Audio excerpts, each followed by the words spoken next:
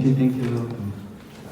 I'm going to sing a song. It is actually I sang this song at my wedding ceremony.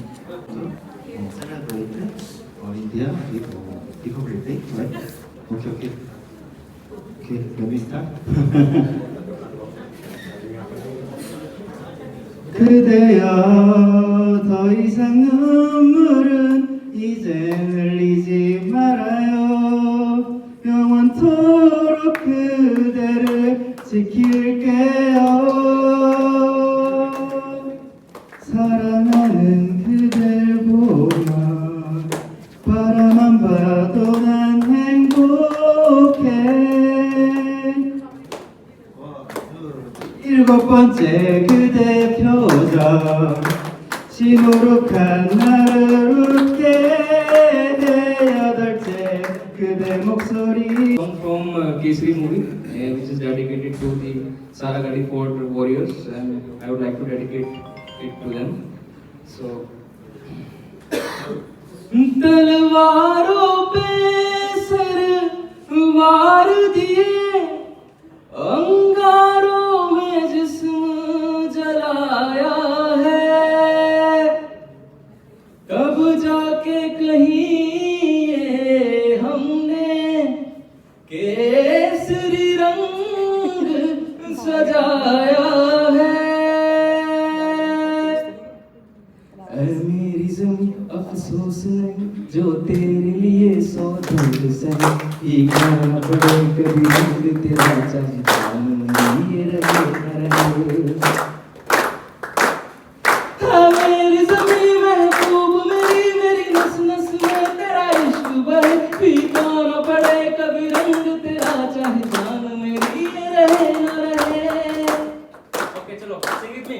तेरी मिट्टी में मिल जावां गुल बनके मैं खिल जावां, इतनी सी है दिल की आरज़ू। तेरी नदियों में बह जावां तेरे खेतों में लहरावां, इतनी सी है दिल की आरज़ू। শুভকামনায় ছোট জন্য নমস্কার।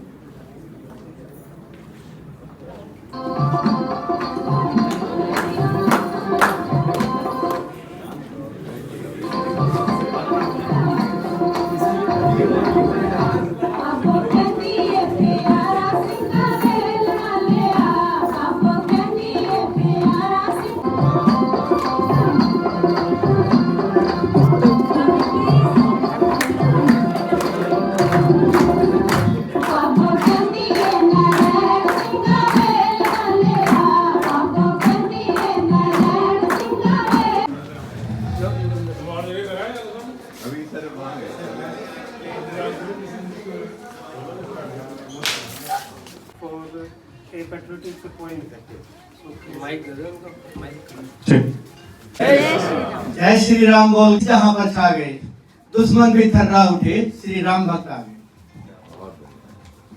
इंडियन आर्मी के जवानों को शब्दों में पिलाने की कोशिश कर रहा हूँ, रुकी हो तो क्षमा। है नमन उनको, है नमन उनको जो इस देह को अमृतत्व देकर इस जगत में शौर्य की जीवित कहानी हो गए हैं। है नमन उनको के जिनके सामने बोना हिमालय, जो धरा पर गिर गए पर आसमानी हो गए हैं। है नमन उनको पिता जिसके रक्त से किया Kulwant. Public Day. We have Constitution, Mr. Khan. I know. Next answer is this. But anyway, I need to, Read that Constitution. Constitution. Under the name of democracy, Yeah, everywhere, driver strike is happening, right? Correct. So, but anyway, I respect, Constitution Day tomorrow, and you will take a 1 day holiday anyway. And then you go for your family anyway. Anyway, there is nothing to say except happy Republic Day.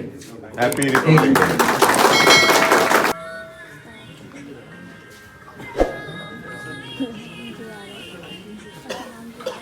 Good afternoon everyone. मैं आए हुए जजेस का अपनी finance division की तरफ से बहुत ही हार्दिक अभिनंदन करता हूं और फाइनेंस डिवीज़न की तरफ से आपको 75वें गणतंत्र दिवस की हार्दिक शुभकामनाएं देता हूं और आप सभी उपस्थित फाइनेंस डिवीज़न के मेंबरों को भी मैं हार्दिक स्वागत करता हूं जिन्होंने बहुत कुछ यूनिक करने की कोशिश की है। मैं उम्मीद करता हूं कि आप लोगों को हमारी जो यूनिकनेस है वो डेफिनेटली पसंद आएगी। कई पार्ट है क्योंकि विकसित भारत, डेवलप्ड इंडिया। तो मैं आप अपने जजेस से रिक्वेस्ट करूंगा कि वो आगे आएं और हमारे राम मंदिर का दर्शन करें। वही सारे करो राम मंदिर का दर्शन। सर हर बार की तरह इंडिया गेट भी है नीचे थोड़ा सा नाम तो संजय का ही होता था, नाम पता था ना। झुक के देखोगे तो पूरा जहाँ पे राम की विराजमान गर्भगृह जो है brand marketing they tried their best. मूर्ति भी रखी है। बिल्कुल सब बहुत अच्छा पाप कभी कुछ नहीं होता। सर हर बार की तरह जैसे लास्ट टाइम देव ने इंडिया गेट बनाया था, वो हमारा मेक इन इंडिया का जो लॉयन है वो, प्लस आज राम मंदिर और श्री राम की चरण पादुका हैंड क्राफ्टेड बाय देव ओनली। देश की संस्कृति समृद्ध होती है वो देश विकास की पहली सीढ़ी चढ़ पड़ता है।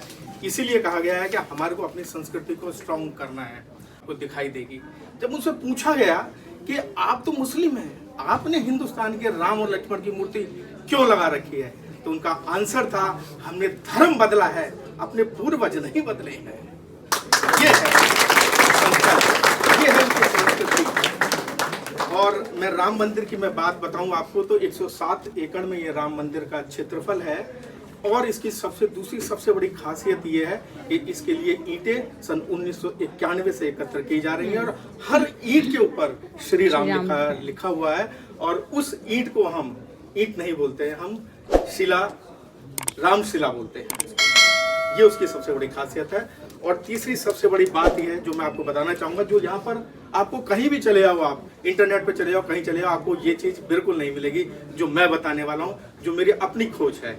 वो ये है कि हिंदुस्तान की सरकार अगर चाहती तो इसमें जितना भी पैसा लगा हुआ है वो सब पैसा अपना लगा सकती थी, लेकिन उसने सिर्फ 1 रुपया खर्च करा है, सिर्फ 1 रुपया खर्च करा है।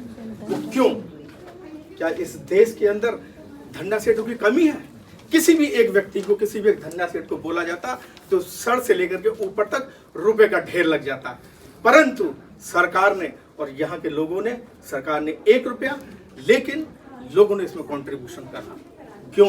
इसके पीछे लॉजिक है और कारण ये है कि अगर कोई धन्ना सेठ पैसे लगाता तो कहता सर इसके अंदर अगर 25 द्वार है तो मेरी मर्जी से इसके अंदर 24 होने चाहिए। उसकी चलती इस वजह से किसी एक व्यक्ति की ना चले, इस वजह से इस राम मंदिर का निर्माण सब गरीब, अमीर, हिंदू, मुस्लिम, सिख, ईसाई सबके पैसे से इस मंदिर का निर्माण किया गया है।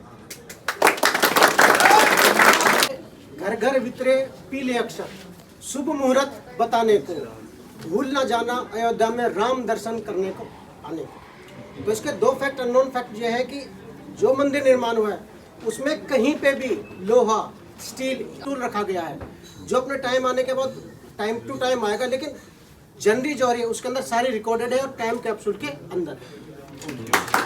मैं बताना चाहूँगा राम मंदिर का जो निर्माण कार्य है वो लार्सन एंड ट्यूब्रो कंपनी ने किया और दूसरा की जो कि इसकी आसनशिला का काम है, ये पूरा मार्बल जो है संगमरमर के पत्थर का बना है। सभी को राम राम।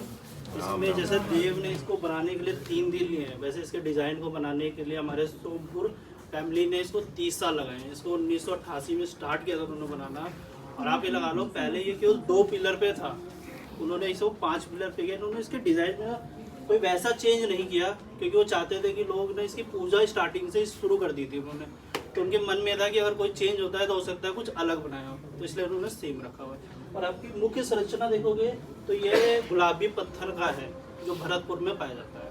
इसके 2 अननोन फैक्ट हैं।